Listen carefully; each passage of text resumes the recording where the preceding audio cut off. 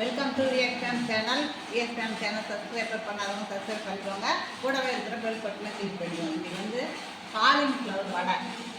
Cauliflower வடைனா மாவு போட்டு செய்யாமல் நம்ம கடலை பருப்பு ஊற வச்சுருக்கிறோம். ஒரு 250 1/4 கிலோ. இந்த 1/4 கிலோ கடலை பருப்பு நான் ஊற வச்சு 2 மணி நேரம் ஆயிடுச்சு. அதே பட்டாணி பயிர் இருந்தால் அது ஒரு 2-3 மணி 4 மணி நேரம் ஊற வைக்கணும். பட்டாணி பயிர் செய்தால் இதை விட இன்னும் நல்லா இருக்கும். இப்போ இந்த பூவை நாம் அரிஞ்சிக்கலாம்.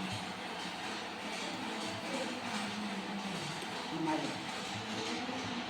மாதிரி அரிஞ்சு வச்சுக்கலாம். நம்ம இந்த காம்பை வச்சுட்டு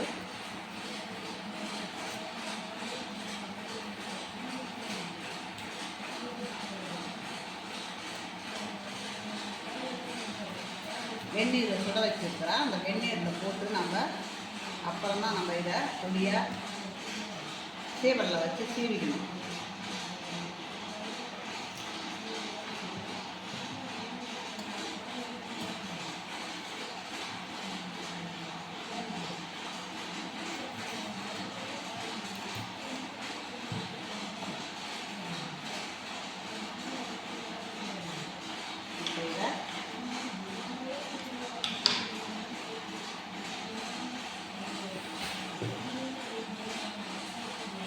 இப்போ இதை நம்ம வந்து கொஞ்சம் தீட்டு தான் நம்ம போடுவோம்.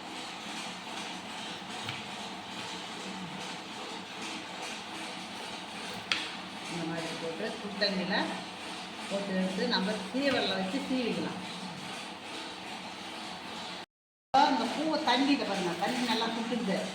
தண்ணி பாருங்கள், இந்த சுத்தண்ணியில் அள்ளி போட்டுக்கலாம். அப்போ தான் அதில் இருக்கிற புழு பூச்சி தூசி தும்பு எல்லாமே வெளியில் வந்துடும்.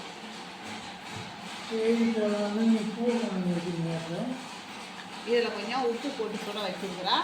அதனால தான் அந்த உப்பு போட்டால் தான் அந்த சுடுதண்ணியில் எல்லா பூச்சி போட்டு வந்துடும். அதனால் இப்போ அப்படியே இருக்கட்டும் கொஞ்சம் நேரம். இதுலேயே நம்ம இதுலேயே சீவிக்கலாம். இல்லை கத்தியாலையும் நம்ம மெதுவாக மெலிசாக நறுக்கிக்கலாம். நம்மளுக்கு எது சவுடுமோ அதெல்லாம் நம்ம செஞ்சுக்கலாம். பாருங்கள், சீவி இருக்கிறேன், ஊற்றி இருக்கு பாருங்கள். அதை விட இது வேணாம், நம்ம கத்தியாலே பண்ணிக்கலாம் அப்படின்னாலும் கத்தியால் பண்ணிக்கலாம்.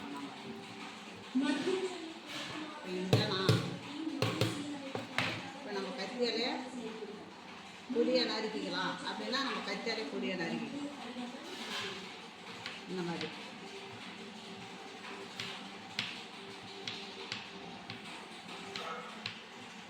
மாதிரி நம்ம பொடியாக நறுக்கிக்கலாம். பாட்டியாச்சு. இப்போ பாருங்கள், இப்போ அந்த பூவை பொடியாக நறுக்கிட்ட பாருங்கள், பொடியாக நறுக்கியாச்சு. இப்போ இதுக்கு தேவையானதெல்லாம் இப்போ நம்ம சேர்த்துக்கலாம். முதல்ல பெரிய ஜீரகம், இந்த பெரிய ஜீரகம் போட்ட உடனே பூண்டு ஒரு 10 பல் அப்படியே கட்டி எடுத்துன்னு வந்துட வேண்டியதுதான். பெரிய ஜீரகம் பூண்டு போட்டாச்சு. இப்போ சின்ன ஜீரகம் நம்ம கையளவு தான். இப்போ பெருங்காயம், உப்பு போட்டுக்கலாம். அதுக்கு தேவையான உப்பு. இன்னும் நான் அந்த மாவில் உப்பு போடவே இல்லை, அதனால் கொஞ்சமாக உப்பு. இப்போ நம்ம அந்த காலிஃப்ளவர் பூவை போட்டுக்கலாம்.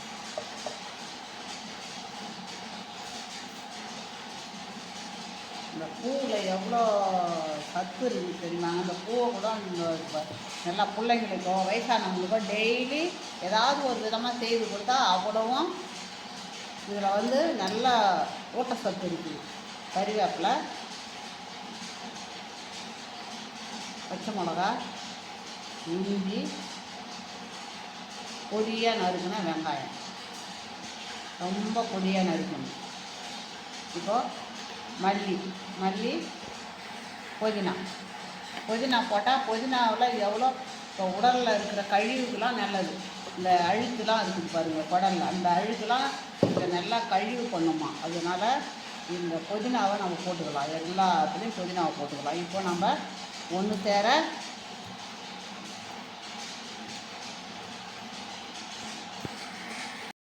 எண்ணெய் நல்லா சூடாகிடுது. இப்போ பாருங்கள், இந்த மாதிரி தட்டி போட்டுடணும். நல்லா உருண்டையாக பிடிச்சி இப்படி வச்சு அழுத்தி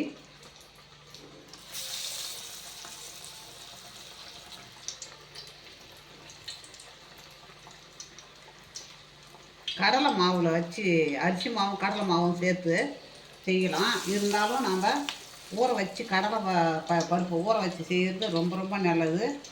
இந்த காலிஃப்ளவர் வந்து உடம்புக்கு இரும்பு சத்து, ஊட்டச்சத்து, எல்லா சத்தும் நிறைஞ்சி இருக்குதுங்க. அது சின்ன குழந்தைங்கள்லேருந்து பெரியவங்க வரையிலும் வயசானவங்களுக்கு கூட டெய்லி கொடுக்க சொல்கிறாங்க டாக்டருங்களாம்.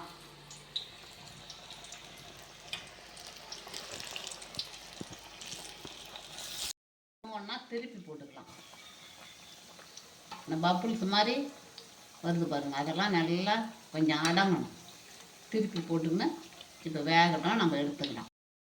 பப்புள்ஸு சுத்தமாக பப்புள்ஸ் அடங்க முடியாது, அதனால் நம்ம போய் அழகாக எடுத்துக்கலாம்.